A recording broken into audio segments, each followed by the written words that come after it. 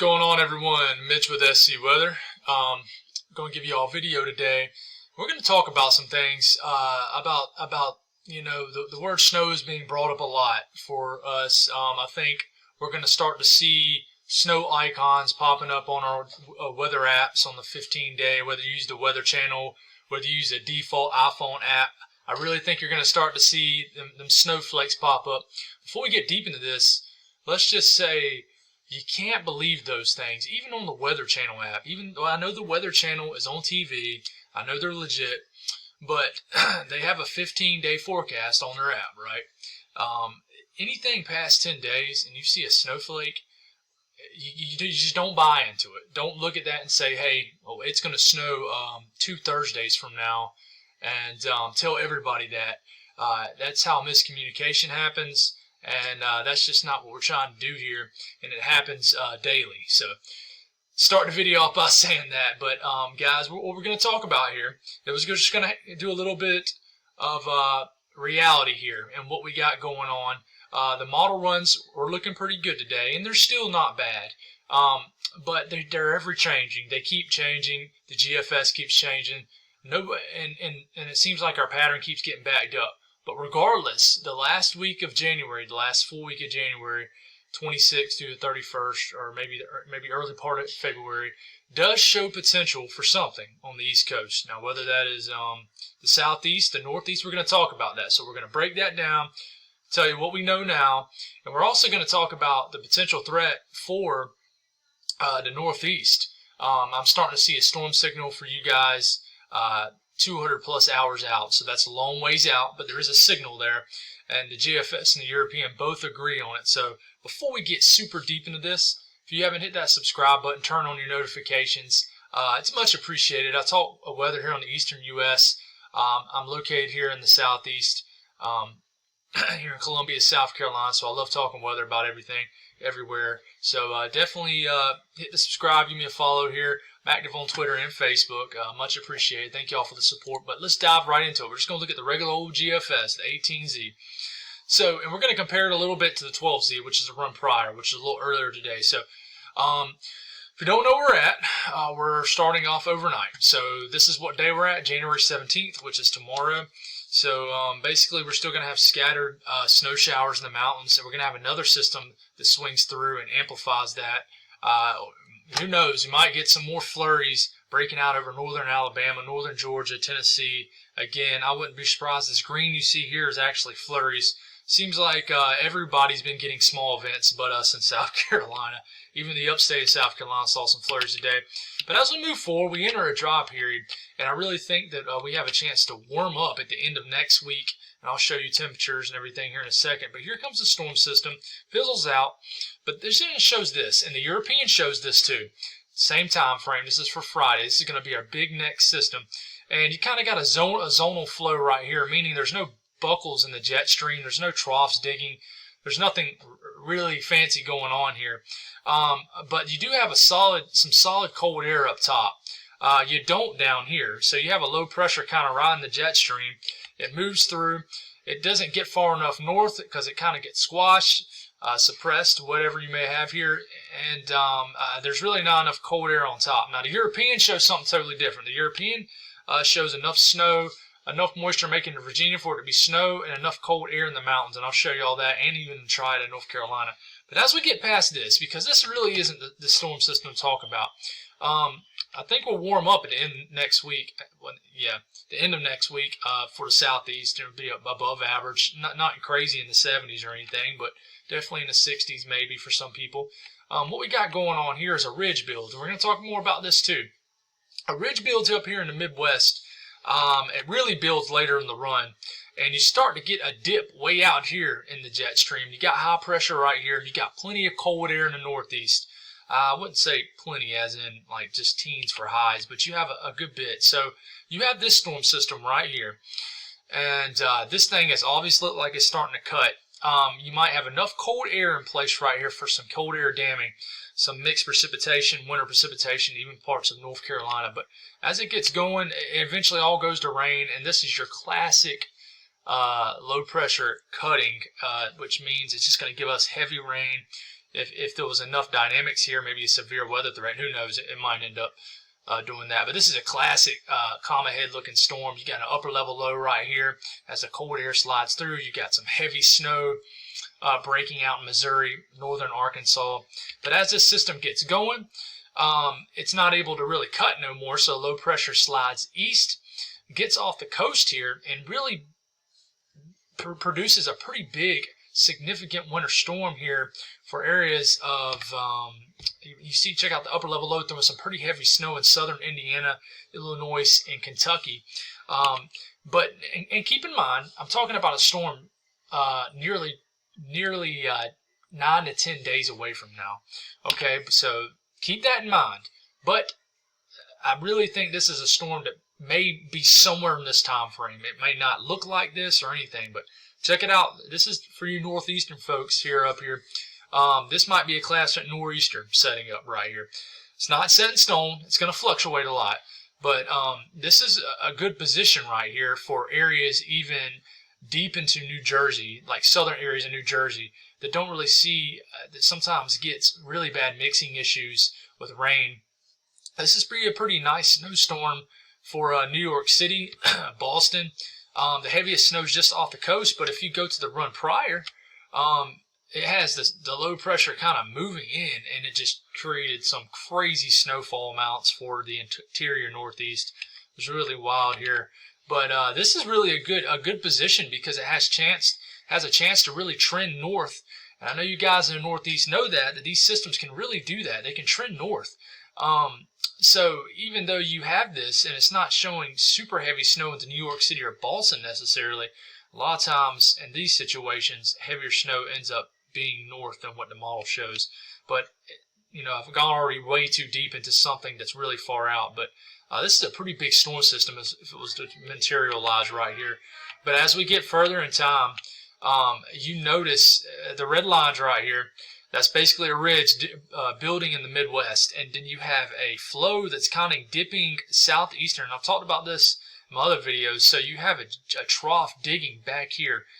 Plenty of cold air in the Northeast. And you have some decently cold air in the basically in the Southeast. It's pretty chilly air. And that's why the Climate Center, and I'm not going to show it here, in the 8 to 14 day range is showing a good chance of below average temperatures in the last week of January, which is climatology-wise our most favored time to get winter weather here in the Southeast. Now, there's other favorite periods too, like mid-February is always a hot spot in the Southeast for winter weather.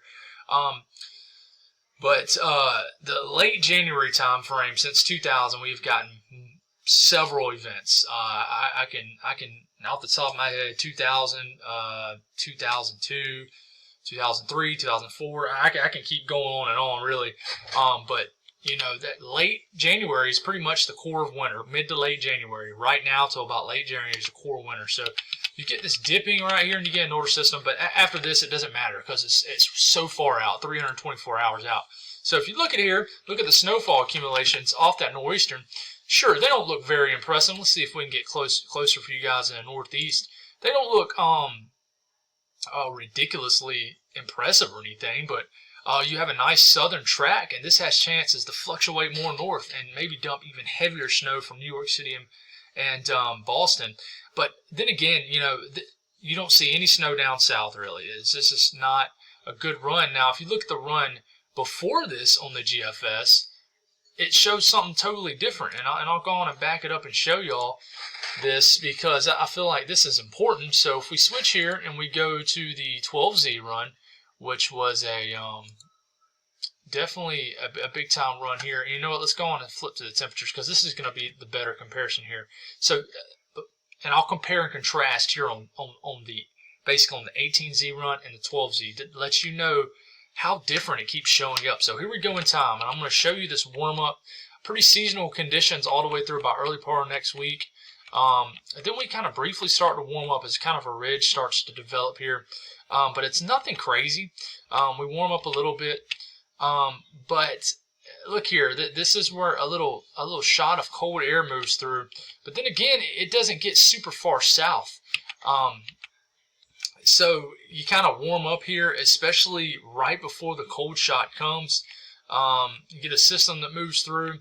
But notice how far out. We're talking about a time frame that's super far out. But this is really the cold air that people keep talking about. You keep hearing about polar vortex splitting, all this crazy stuff. Yes, it does. It does happen.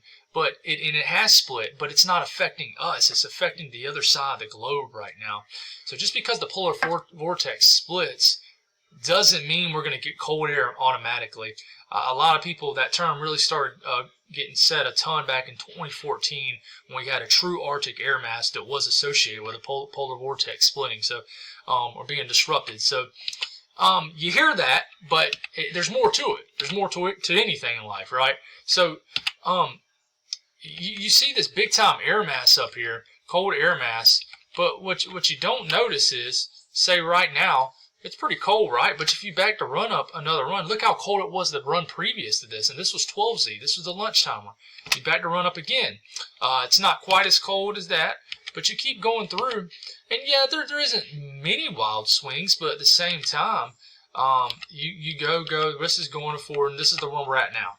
It's the warmest run out of the last, 5 or 6 runs? So that tells me right there that it's the classic GFS backing up the cold shot of air. GFS always does this. So what are we going to see overnight for the GFS? Are we going to see the GFS throw a southeast ridge over us next, and it'll be above average temperatures for the last week of January? It's so hard to know. I mean, this isn't terrible conditions, but you definitely don't have any Arctic air mass. I mean, this is January 29th, for instance, on Friday. Not this Friday, but next Friday. And these are high temperatures. I mean, you're blazing in Texas in the 60s and 70s, highs in the 50s. I mean, you're not going to get a winter storm out of this in the southeast. Now, in the northeast, I think you're going to have cold air locked in because of the way the jet stream is going to dip. It doesn't matter how far it dips. I think regardless, the northeast really might have a good threat of some kind of storm system here. Now, we're looking at the European now. European's a little bit different. I know this might be a little bit hard to see for you guys, but we're getting into the middle part of next week. Here's that first storm system I talked about on the GFS a few minutes ago. Here it comes. It's going to be hard to see on the screen, I know, guys, but that's the 32-degree line. See it wiggling right on here? So, and then you got the storm system just south of that 32-degree line, which is cold air, right? So, basically, you're getting a zonal flow, but you're getting a jet stream. It's just kind of squashed in the south. It's not able really to move north. But as it moves on through here, you notice the blue and pink popping up. It gets just cold enough in the mountains for some heavy, wet snow. So next weekend might be another great weekend for snow in the mountains. I don't know how many weekends in a row that I'll make. Maybe not a ton of weekends in a row, but we've had at least, seems like 4 out or 5 or 5 out of 6 of the last weekends of some kind of snow in the mountains. I've heard areas have had snow in certain areas in the mountains and higher elevations. They've had snow on the ground since the end of November. It's pretty impressive, even for us, even for the higher elevations. I mean, it's not like we're super far north or anything. So, and I know that isn't super unheard of, but anyways, after that storm system moves through, and this is where the GFS and the Euro is a little different. The Euro, after that storm system moves through, has cold air that moves into the southeast and the east coast in general. But what happens here is you start to lose that cold air. Now, look here, you got light snow breaking out in a good chunk of North Carolina, but you still have a low pressure, just like the GFS showed, cutting through the middle of the nation. Now, this could briefly be onset here in North Carolina, Virginia, especially Virginia. In North Carolina, look, there's snow breaking out ahead of this system, but eventually it goes to rain. But this is classic cold air damming. So I do think there is a threat here, somewhere in the mid-Atlantic, even southeast for Triad and North Carolina maybe. There's a threat. I'm telling you, the last week of January, there's going to be some kind of storm threat. I say storm, I can't sit here and tell you there's going to be a winter storm in North Carolina or South Carolina or Southeast, but I can tell you there's going to be a storm threat. There's going to be something, some kind of big storm. This is the same storm the GFS is showing, but guess what? It's 240 hours out. Now, I mean, the storm system's forming before 240 hours out, and the GFS is, I believe, a little bit quicker with this. But here again, this is showing a monster storm moving into the northeast, and eventually this low pressure is going to be just off the coast, and it's going to be strengthening. It's going to be a nor'eastern. So might be a nor'eastern signal for late January, and just a storm signal across the U.S. in general. A lot of times when you get nor'easterns in the northeast, sometimes that translates to a winter storm in the southeast. Normally not very far south, but you got cold air damming that really gets entrenched in the area, and it can happen. So that could spell good news for areas of the further south, like in North Carolina, things like that. I know us in South Carolina, we don't want to hear that because it gets a little tired hearing people in North Carolina getting snow. Trust me, it does. You know, here in the Midlands of South Carolina, we haven't had anything over an inch since February 2014. So it's a little sickening down here watching Always Missing. Even today, look on social media, everybody getting flurries and snow squalls, and I call my area the armpit of hell because we can just not manage anything down here. It just seems like, especially as of late. But anyways, I'll get off my soapbox there. But this is the operational European run, and it shows a good bit of snow, a good bit of action here. And I should have pulled up the European ensembles, guys, so that's my bad. I mean, I'm Mike Ken here. Let me see. It might take me forever in a day. No, that's not it. Give me 1 second. I can pull up the European ensembles for the same time frame and really give us a good idea of what, because ensembles is always best, guys. Operation is always second best. You know, you can't go wrong with ensemble runs. So let's see if we can get the snowfall. Alright, I guess it's going to make me use just this. I still am always trying to learn this system sometimes, and I barely can read it because I have my screen maximized up front. But let's just go all the way to the end of the run and check it out. A strong signal for the northeast. Even the big cities, New York City, Boston, even getting into Washington, D.C., Philadelphia, Baltimore. Strong signal for something. This is 360 hours out, too. So I think there's snowy times in the northeast. The southeast, I don't know. I mean, I'll be honest. I think North Carolina and the favorite areas of the Triad and the Piedmont may have a chance. But even Charlotte, I mean, y'all have, it's showing the same amount for Charlotte as Columbia. So there's no clear signal of any winter weather for the southeast. For the northeast, yes, there is, for sure. But I can tell you one thing, on the European model, it gets quite chilly after a warm-up late next week into the weekend. It shows a good cold blast, so a lot of things can change. This is super far out, and it's really hard to get an idea of what's going to happen this far out. So we're going to keep watching here. I do want to show you these ensembles right here. Basically, it's going to show you the ridging and the troughing of what we have going on here. So this is pretty far out. Let's back it up. So this is the EPS ensembles. So this is getting into late this week. You got a little bit of a ridge that develops. It's nothing significant. But what happens here is it kind of shifts to our west. And basically, you see these lines are kind of bowing up and then going back down. That's basically a ridge developing. This is a trough digging. Troughs, cold fronts. It's just going to be a weird directional flow.